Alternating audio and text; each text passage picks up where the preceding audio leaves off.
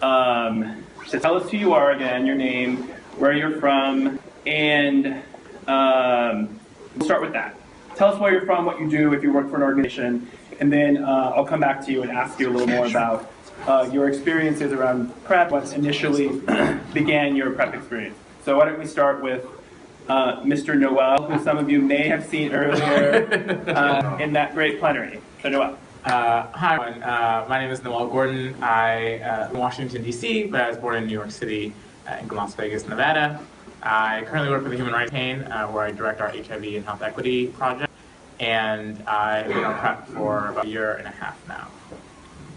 My name is Ken Almanza. I work for APLA Health and Wellness in Los Angeles. I do PrEP navigation services and insurance kind of navigation. I've been in the field since 2010, and most of my work has been with the Black and Brown community, doing high impact prevention, and I've been on PrEP for close to 2 years now. And I also shared my journey online, which I'll talk about later.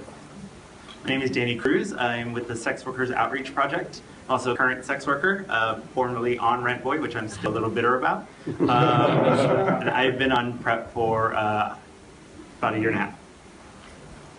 And I'm Prue Mendiola from Research Institute. I'm a project evaluator and research assistant, and I've been on PrEP for about a year and a half as well. So two things. Prue, we're going to have to ask you to speak up just a touch when the time comes, and then I'm going to implore the rest of you in the back, you're going to have to move forward because we're not mic'd. Thank you. We don't fight. Yeah. So as I said, this really is about the experience of this great group of diverse individuals on PrEP. And so the first question that I would pose to you and want you to share with people who are here is sort of what was behind your decision to go on PrEP, the thought process involved, and then we'll talk after that about sort of how that process worked or any sort of access activities. Anyone can start? I'll start. I guess for myself, the whole reason I got into the field is because of the fear and anxiety I had at the moment with an HIV positive partner whom I developed this relationship with. It almost like scarred me in a way. I had this internal stigma and bias about HIV. I really didn't understand it at that point in 2010. And when I kind of transitioned from volunteer to working in the field, and in about 2013, I was approached by clinical staff from the HPTN 073 study. It was adherence among uptake and adherence among Black MSM. So that was kind of my initial that served as the catalyst for me to research what PrEP was about. And then I contact my own PCP, so my primary care physician. At that time, I didn't really know about insurance, and I didn't really know how to navigate it. So for me, I kind of gave up at that point. There was no coverage in 2013. There was pre-authorization, all of that stuff. And the reason that I came forward with my PrEP use and to get on it is because I knew the influence that I had. I knew that I had kind of a following. I'm a photographer and filmmaker in Los Angeles, so I had some people who followed me, and I thought, I can reach some Latinos in LA. And that was kind of my initial reason to get on PrEP, to share my story, and to just reduce that fear and anxiety. I'm a provider, but I'm also a sexual being, and I'm also a gay male, and I work among other gay males. So I think it was that kind of that moment where it's like, do you want to represent, do you want to hide in the bushes, do you want to hide your sexuality, or do you want to come forward and help others kind of access this? That was my initial kind of thought process. Mine came while I was in New York City. Boy actually had a few talks on PrEP that they held for us, for guys that advertised. And the decision came both as a sex worker trying to keep himself safe and HIV negative, and also just a gay man having recreational sex in New York City. So early on, I kind of accessed PrEP from what I like to call black market. It was friends hooking me up. It was friends who were in studies but also had prescriptions saying here's an unopened bottle. I even had some clients that were taking Truvada for treatment that were moved to another drug for treatment, and they said, hey, I have this extra bottle, I hear you're taking PrEP, you should have that. Because As when you are a sex worker and that's your primary job, you don't really have insurance or a way to pay for it. So I accessed it kind of black market because it like you said, it reduced anxiety that every time I went and got tested, I had to immediately think of every encounter and every client, every just fun sex that I had in the last 3 months.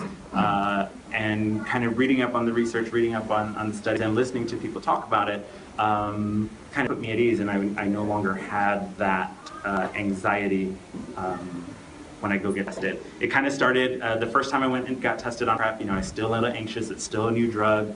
I didn't want to be a statistic that was that 1% that could, potentially, or that that percentage that could potentially still get an HIV infection. But as time passes, that anxiety lessens and lessens and lessens, and especially with the findings that were published recently in San Francisco, that there was really good coverage of HIV, but not other STDs. Thinking about HIV and myself, that anxiety is almost gone. So for me, how it started, I'm trying to raise my voice. I'm not a very loud person.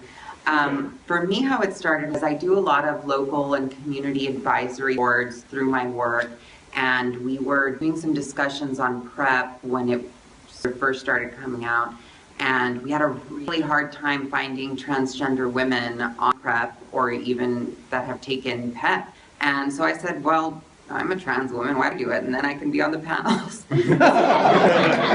So that's how it started. I kind of did it for work, but then at the time, it was so kind of a joke to me because at the time, I was married, I was in a monogamous relationship, that was my prevention, then got divorced, and then realized, okay, well, I'm dating now.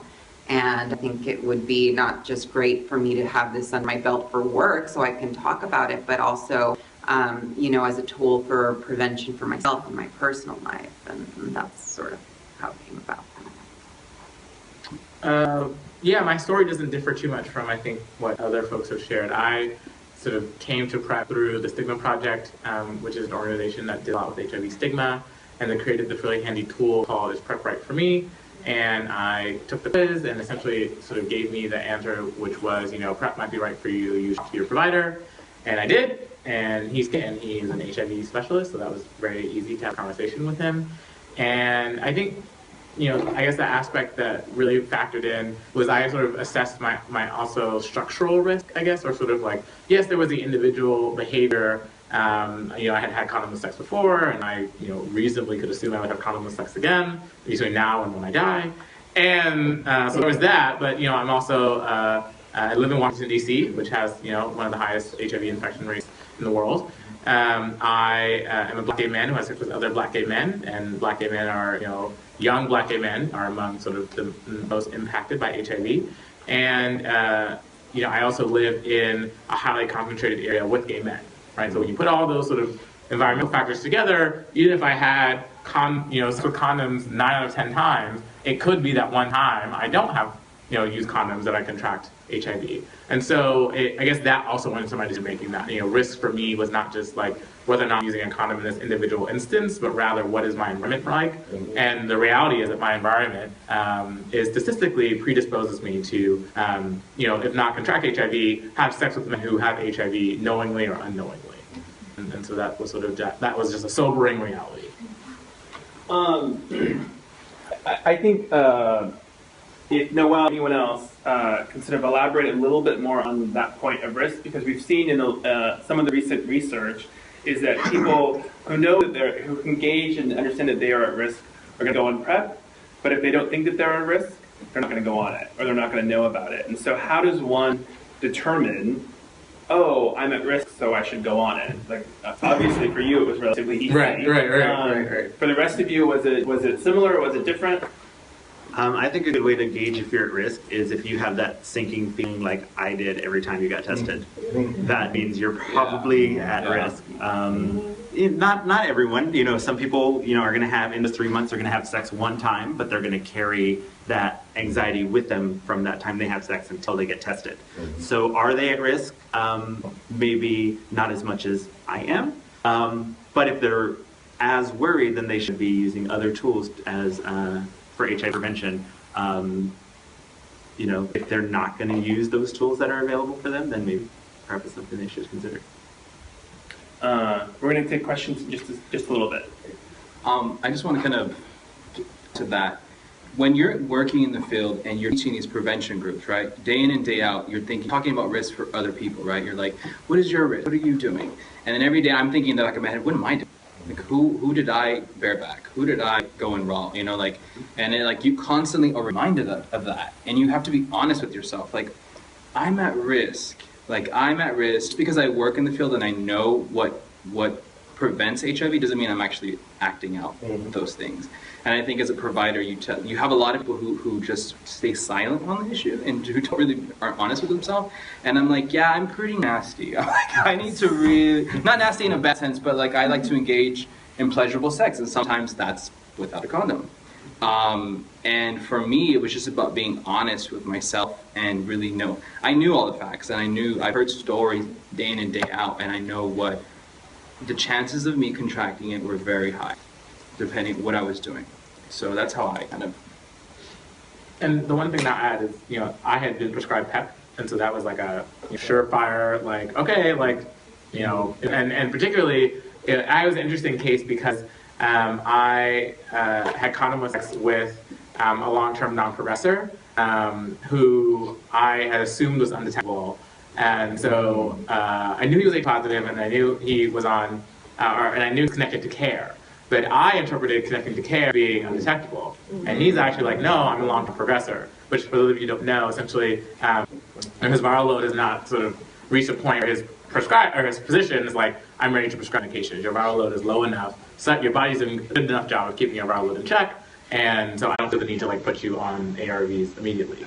And so when he said, yeah, I'm connected, we were chatting on Grindr, he said I'm connected to care, I made an assumption that he meant undetectable, and so he's like, and afterward, he's actually, no, like, I'm like long-term non-progressor, and so my physician prescribed me a PrEP regimen of just Truvada. It was like a relatively low risk, and so it was a very easy transition. He's like, yeah, you're already on PrEP, you're already taking Truvada, so like, let's begin to talk about that conversation around PrEP. So that, for me, was my red flag for folks who are going to get at a high risk. Like, have you ever done PrEP? Then like, you're a pretty good candidate, more than likely, for PrEP. Yeah, that's one of the questions that Right. Do you have anything to add to that? Yeah, I feel similarly too as a provider. We're constantly sort of teaching, and at Friends we work on an harm reduction sort of model, if you will, where we don't make people. I don't want to say make people, but we sort of work with individuals where they're at in their sort of prevention, or in having safer sex, safer drug use practices, and those types of things. And I know for me, I've been trying to get pregnant for years, so so I sort of gauged that it was definitely a great option for me. And then we talk about sort of risk, which fluctuates, and I think people don't think about that, but there's a sort of concept of the seasons of risk. So for a while I was dating, and then at this point right now, I'm like, I'm not, and I don't intend to have sex with anyone at the moment.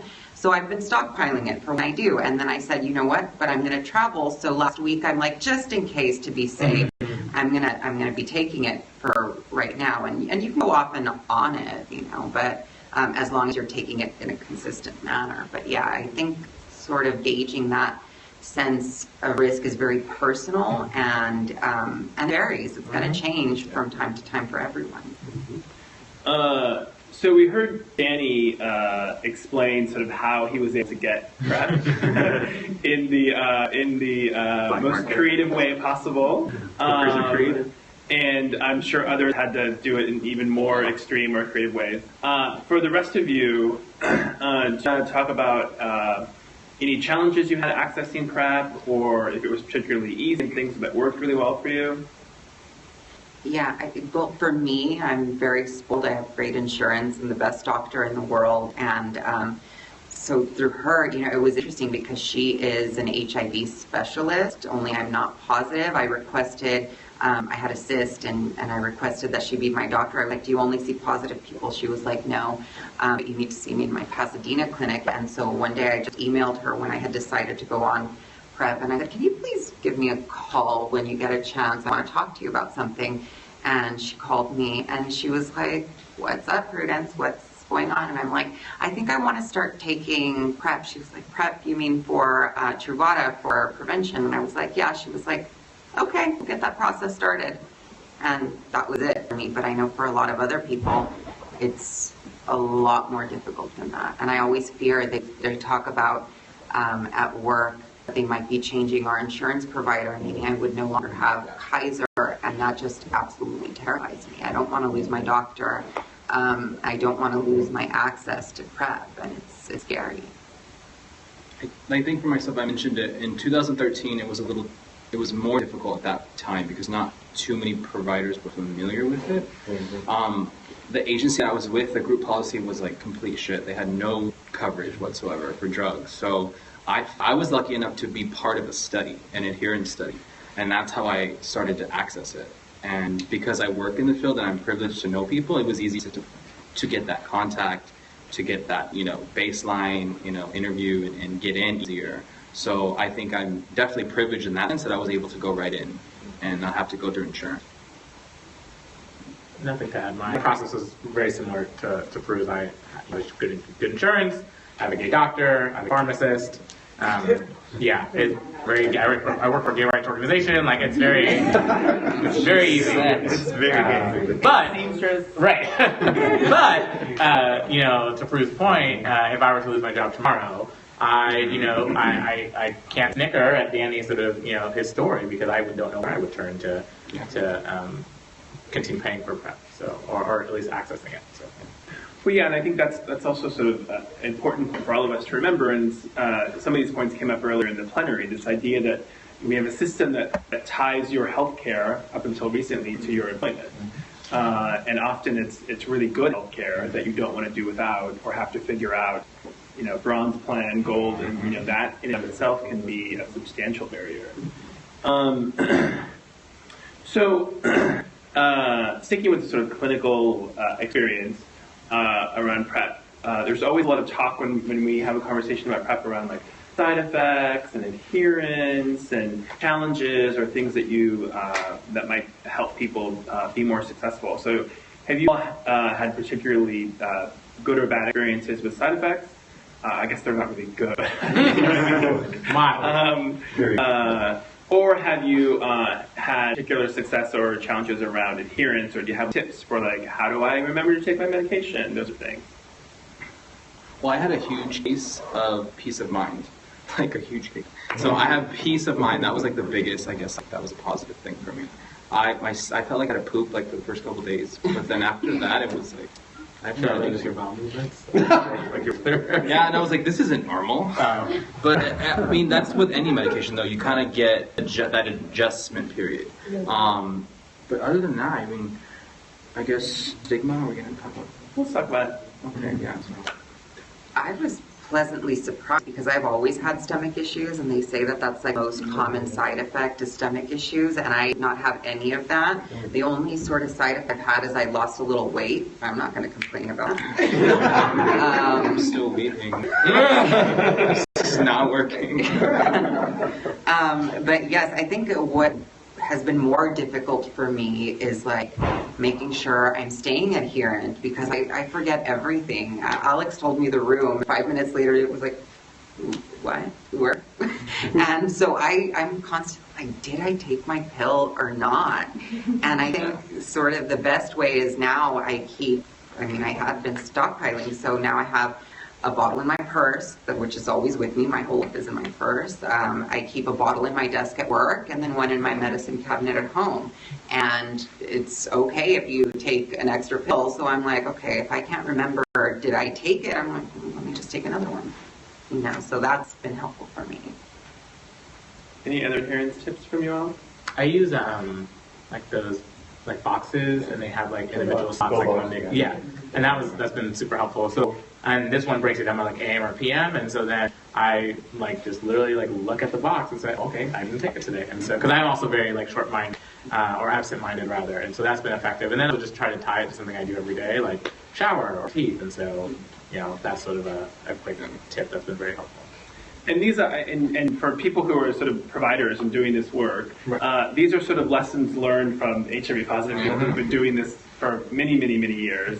And so I mention that because I think that for those of us who work or who are doing direct service or helping people with adherence, we have things that have worked quite well in the past for people living with HIV that can apply in the exact same way. So I think that is always encouraging to know that things do work. Myself, I don't have the best adherence. I'm total Mexican, and I don't have any adherence to any medication regimen. But after the study came out that was tying it into event-based prevention, that kind of eased me a little more. That it's like, if I forget one day a week, I'm still cool. Mm-hmm. I'm not going to beat myself up about that. I'm not going to, go cry or make myself anxious or nervous because it's going to still be in my system. So if I do forget that one day, I'm fine. I just make sure and take it definitely that next day and continue to go from there. Myself as someone who keeps a very full appointment book, make sure and I take it definitely. I think about my night. It's like, okay, am I going to have sex tonight? Do I have a client schedule? Do I have a hookup schedule? Like what's going on with that part of my life? And that's when I remember to take it. It's like, oh, I have a client today, so I want to make sure I take it in the morning so that I'm not thinking about it while I'm trying to get ready for him. I have that out of the way, and I have peace of mind once that person arrives. Excuse me. So many of you have mentioned this sort of notion of peace of mind, right? And so I think I'd love for you, some of you, to be able to elaborate on what that means and what it means to the sort of impact it had psychologically to go on something like PrEP and what it meant in terms of either peace of mind, sort of any sort of psychological benefit. Well, that fear that I had, I was dating my HIV positive partner, that I noticed as a gay man, I started sex with men when I was 18, and that fear was always I could get HIV at every encounter, every time, every moment. And at every test was sweating bullets. At every visit, I can't remember one visit where I was calm.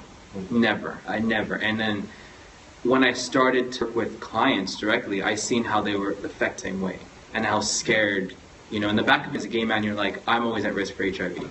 Always, no matter what. And once I started taking PrEP, once they started doing my org, I was just like, whatever, I'll be negative. I was like, I never questioned it. Any visit, I never questioned it. I can fully enjoy the experience with whoever I'm with at that moment. I don't even ask people their status sometimes. It's like, it's such a non-factor for me. And that's huge. That's huge. I feel very similarly to that. One difference that I did notice, however, is, it was never something I thought about on a daily basis, prevention, which is funny when you work in prevention, but you don't always think about, at least me personally, I didn't always think about it in my own personal life. Now, being on PrEP, it's like I'm a lot more active in that thought process of thinking about prevention, and I'm actually a lot safer now because of that, because I have to think about it every day because I'm taking this pill every day. And, getting tested more regularly for all STDs. And, even as someone who works in prevention, has good insurance, that was not always the case, and now it is. And it's made me a lot more active in my own methods of prevention. So one of the things that we hear a lot about, one of the main reasons one would choose to go on PrEP has to do with that you're having sex, you're sexually active. So specifically, how has this impacted your sex lives or sexuality in regards to, obviously part of it is peace of mind when you're in the act of having sex. Has there been any other impact in terms of either the guys you date, the people you meet, how you meet them, any sort of things like that? I just learned this really cool term called, what was it called? You are absent-minded. I told you. And I'm like, how do I remember a 10-minute speech? But anyway, ARV sorting maybe, or PrEP sorting, or bi sorting. Zero sorting? No, not zero sorting. But essentially, the concept is, it sounds, which is to say that, one ways that it affects my sex life is that, I now I'm more willing to have condomless sex with sort of people who are on ARVs, either because they're on PrEP or because they're on medication because they're undetectable, right? And so, and if I don't, because I have reason to believe, I have much more reason to believe that you're sort of my safest possible option, right? Like either you're on PrEP or you're on ARVs and you're undetectable, and like, you know, that's about as safe as it could get. Whereas if I don't know your HIV status or you're not on PrEP, you're actually the riskiest option for me out there. So I like to say I selectively used condoms before PrEP. I was just really bad and not strategic about it. And now I'm much more intentional. But when I use condoms, really for those folks who maybe I meet in passing, don't talk about our HIV statuses or our history. It's like, all right, well, I don't know anything about you, so I'm going to use a condom. But if I'm comfortable with you and we talk about statuses and we both agree that we're going to have condomless sex, and you're on PrEP or you're undetectable because you're on ARVs, then let's do it.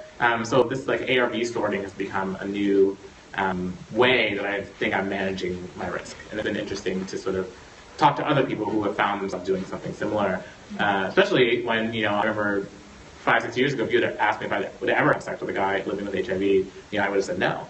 That's sort of just how steeped in ignorance and internal stigma I was. So.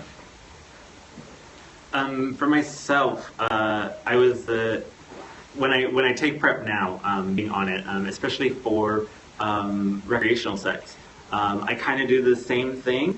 However, I've noticed that especially when I negotiate these things via Grindr, via Adam for Adam or wherever, having listed that I'm on PrEP starts a conversation more than it used to. It used to be like, hey, you neg? Yeah, you neg? And it's like, okay, let's do this. But now it's like, oh, you're on PrEP. I've never heard of that. Tell me about it. Oh, I'm not on PrEP. I only use condoms. Like, okay, well, I'm cool using condoms if that's what you want, because I still think you're cute. So, let's talk about this. You're not going to... if you're going to not have sex with me because in your mind I'm on PrEP and that means I don't use condoms, then we need to have a conversation about that. We need to actually say no. In this negotiation, I'm willing to use condoms even though I'm PrEP. That even happened. Has happened with clients. Most clients don't want to have sex with a sex worker without a condom. However, some people do, and so they'll ask me. They're like, I'm HIV positive. I would like to hire you. I hear you're on PrEP. Is that correct? And they'll ask me about my adherence and how do you get it? How do you pay for it? Make sure that I'm taking it. They'll ask questions that lead to pretty much saying, yeah, I take it on a regular basis, man. So that is how it not only affects my peace of mind, but having those negotiations with people can put your other partner at ease, or partners at ease. I was just going to say, I feel like I jinxed myself. Like I was bringing all the boys to the yard, and then I started my PrEP regimen, and after I was very adamant about I need to start PrEP, and then all of a sudden it's like, where'd everybody go? That's a season. It's going through season. Exactly. That's a very dry season. Very dry. It's been a drought in California. Well, El Nino's coming, so. You better hurry, kids. Last time I was in LA, I had a guy online who posted in his profile that he was on PrEP. And when I met him, he told me, oh, I'm not on PrEP. I tested positive like 3 months ago. But he felt it was less stigmatizing to say that he was on PrEP than to put HIV positive in his profile. And so I think that the dynamics around stigma have shifted substantially. And so I'm curious to hear from you all sort of if stigma has been a factor for you, if stigma may have, was it a consideration before you started? And is it something that you witness or experience now? As somebody who's, lives life as an openly gay sex worker, I'm walking stigma. I'm stigma personified. So it wasn't, for a little while when I started taking PrEP, it was just another thing I had to worry about, okay, what are my friends going to think? They were kind of cool with the rent boy thing. They kind of, we had that back and forth, like, okay, well, you have sex for free. I'm sorry you're running a cherry on Grindr. I just happen to put a price to it. So you're not, like, I'm not any less of a person than you are just for doing that. Now it's, it's the same thing of, now I'm on PrEP. Well, it's the same argument we've heard Republicans paying for birth control. You're going to go slut it up, whore it in town, take all the loads you can, and you're going to be a walking public health hazard. So it's telling people, oh, I'm taking this, A, because I'm taking charge of my health. B, it's forcing me to go see a doctor every 3 months, a doctor that follows me, not just a anonymous test, HIV test that they don't know my name and my number to them, because that's the only way to get people to access that. I have this care behind me that will go into my life, and it's been having those little conversations with people like, oh, think about your own life. Think about what you do to keep yourself safe, and why are you going to chastise me for keeping myself safe in my own?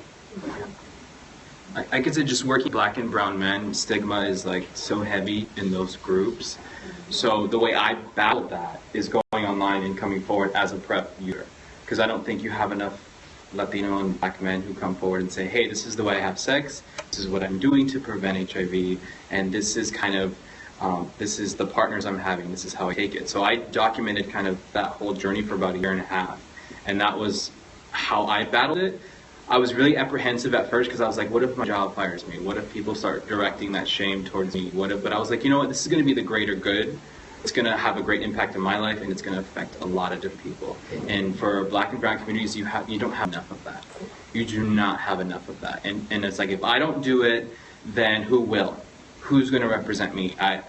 So like, this is the phone. I just was in my little East LA apartment, filming on my little Virgin mobile phone, and it's like the power of social media, the power of sharing on news feeds and networks, and that's intense, staggering how much change you can create if you're just yourself and you're your genuine, true message. You just send that out there. It can really make a difference in someone's life. I feel it's definitely changing for the better through the work we're doing, of course. But I remember when I first started, I've never really cared what people thought about me, but I did experience this sort of like, well, why are you going to start PrEP? What's going on? What are you doing? Yeah. And I was like, none of your business, but thank you. And then, so now it's sort of this thing where if I talk about it, it's just so regular all of a sudden, at least in my circle.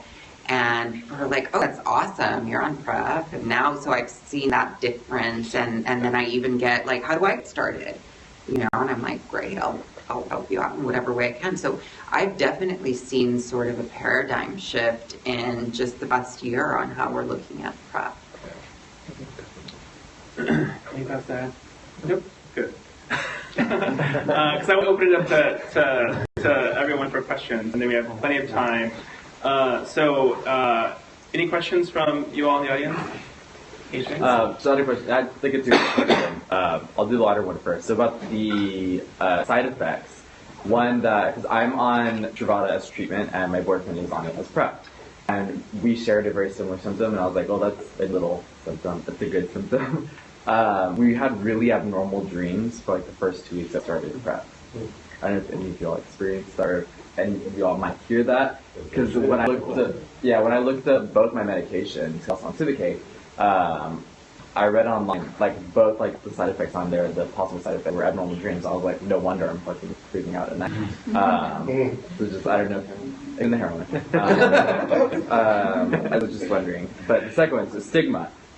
We talk about people, when we talk about stigma, often like people that we interact with, whether it's online or clients, hookups, dates, whatever, friends.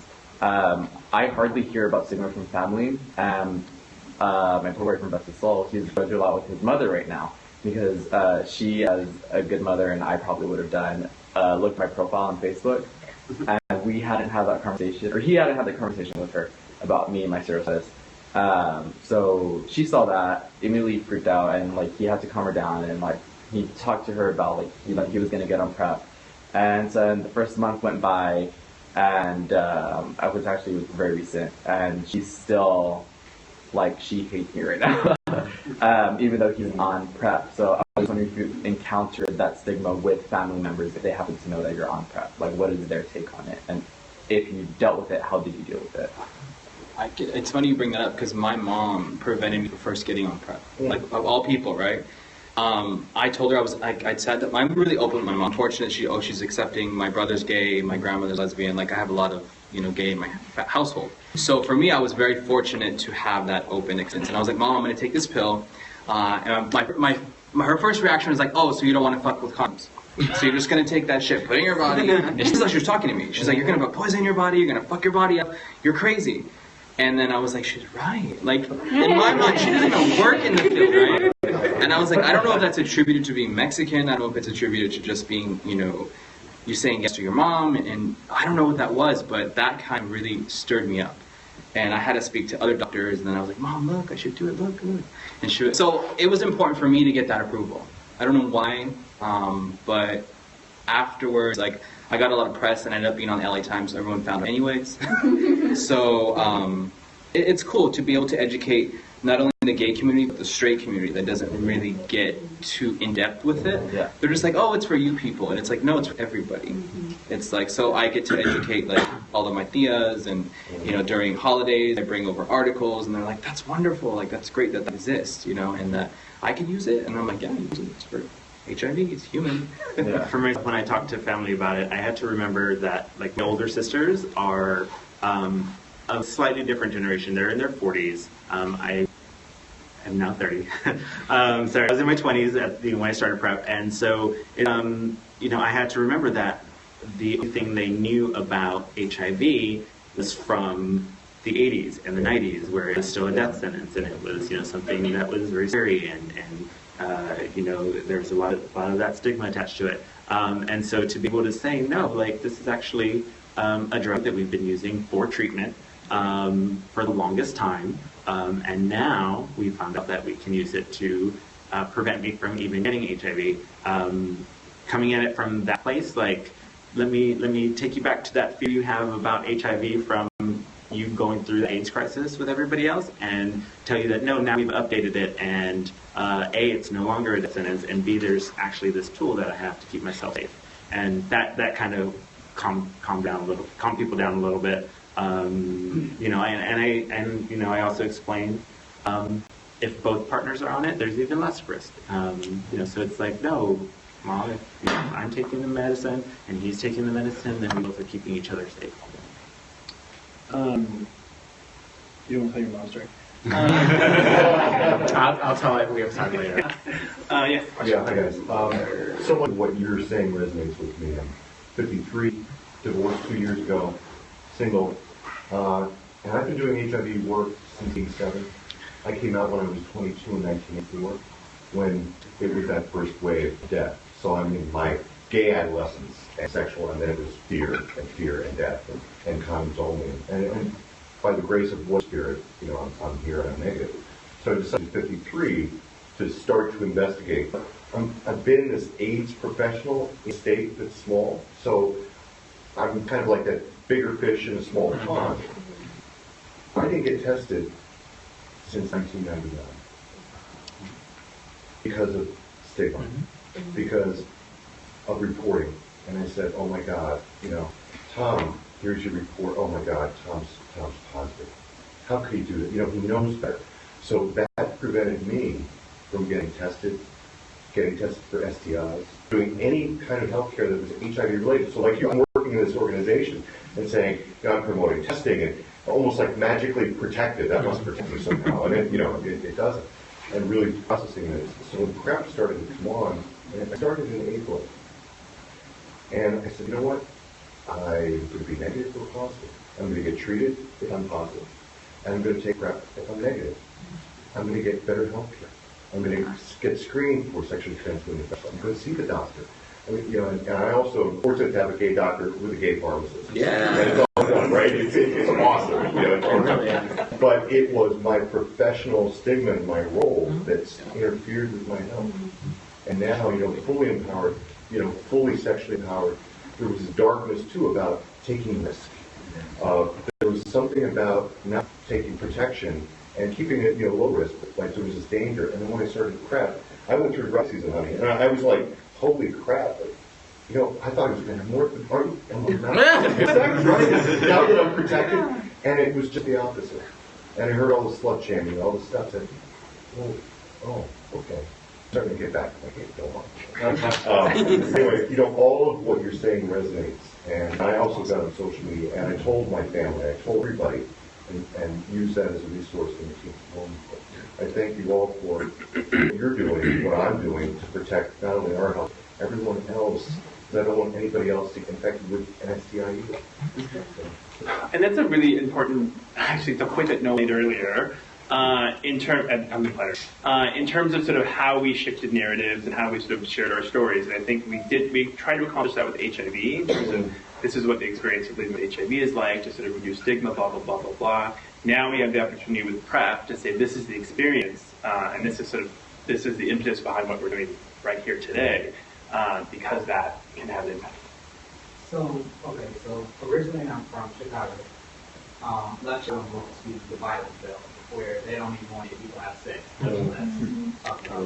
So I have friends in New York. For me to come down there, I was like, let's talk about like what are we doing? They were like, you want to give a presentation? Because we don't talk about that, like organization, and think that it's not important.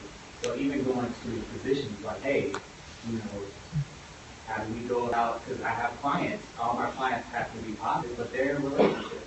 How do we go about getting their partners on PrEP? And they're like, what is PrEP? And it's like, you're hitting constant roadblocks because you guys are from California, New York, you see things that where PrEP is like, it's common knowledge, it's common conversation.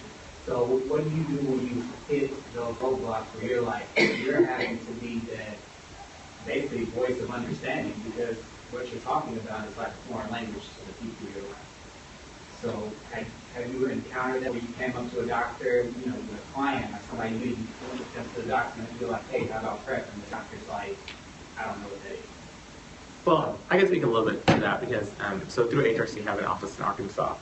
And so we did convene the first ever LGBT Health Summit in the state of Arkansas, Little Rock, this past June. And there's a woman who is a nurse who writes prescriptions. And, she came out to us and she said, I've been practicing medicine for 40 years and I had never heard about PrEP. And this was like in June of this year, right? So I agree with Cruz's point about like the tremendous progress that has been made. And also in Little Rock, Arkansas, this woman who was a nurse practitioner for 40 years had not heard about PrEP yet. Right? And she was enraged, right? She was like, why told me about this? Like, what is going on? So I think, the first thing that we learned is to not make the assumption that because you're in the Bible Belt, people don't want to know, right? Often it's sort of like people don't know what they don't know, right? Because they're sort of, they live in a context where sort of talking about sex and how, LGBT sex and health is not sort of the norm. So the first thing we learned is like, to suspend judgment and just sort of give the people the information just like we would if we were in New York or in California or LA. Like, people in the South, people in the rural areas are just entitled to the same information in the same ways as people in New York and in other parts of the North. And I think we were certainly surprised at the reception that we got. So that was sort of one. The second part is in terms of resistance, one strategy that we found is that, unfortunately, doctors want to hear from other doctors, right? And as great and eloquent and as persuasive as I might be as, someone who works in advocacy, like a doctor, many of the doctors at the conference in Arkansas were like, let me hear from a doctor, right? And then you go, oh, well, the CDC has said, they're full of doctors, right? So I think sometimes you just have to identify sort of who those allies are, who are going to be validators for you in ways that you can't be, right? So, and I don't know, maybe you're a doctor. But I know really doctors. But that was an effective strategy that we found. We worked actually, and to know that sometimes advocacy can be discreet. So a really good example is the Arkansas Children's Hospital actually was a sponsor of the conference, but sort of the director didn't think that they could be as public as they did. Sort of, you wouldn't have known that the Arkansas Children's Hospital was a sponsor of this conference. But behind the scenes, they encouraged all their physicians to go to this conference, and they were there. right? So I do think that another way is sort of like, how can we leverage the allies that we have and sort of meet them where they are, right? So I can't have our logo on your press release, but I'll like give you the space free of charge, and I'll like come down and talk about it. So those are sort of two strategies that we found effective in Arkansas.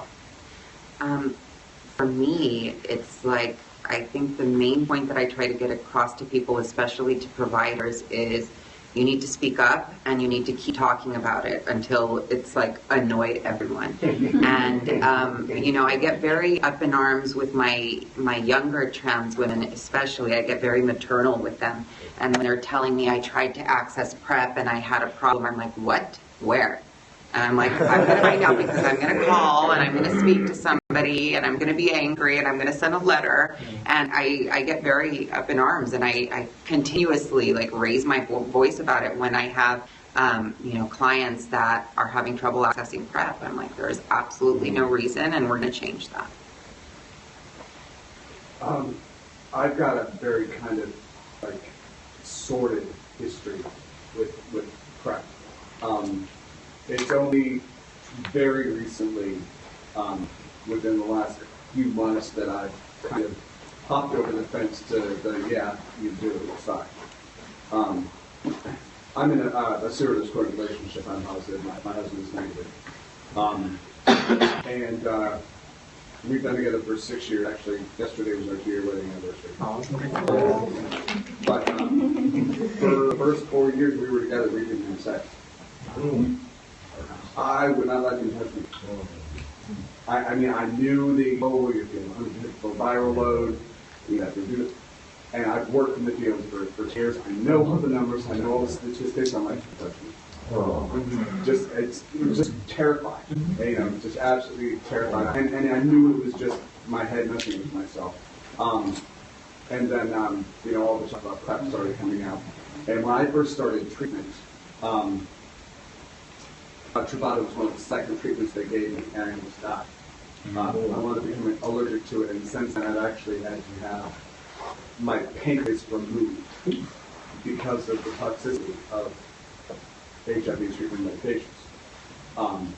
So I was very, very, very much against PrEP. And when, you know, it became readily available on that, you know, my husband was just like, I don't even want to do this.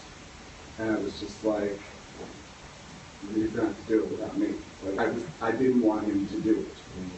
But he was, you know, I said, but it's your decision. I told him, I said, I'll tell you the same thing that I'll tell my clients. I don't think it's a good idea, but it's your decision. Just know, you know, the pros and cons of it, all of that. So he did, and last year, great. But,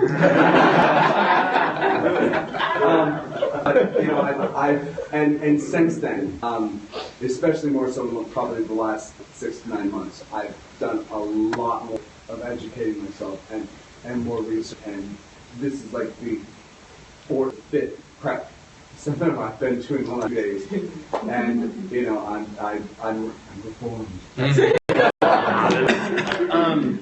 Thank you for sharing that, and there's been similar experiences, I think, with many people, and I don't know if any of you sort of, Noelle mentioned it earlier, this sort of, the dynamics have shifted so substantially where this sort of viral divide, if you will, has in many cases disappeared, and so negative guys and positive guys are connecting in a way that would never have happened a few years ago.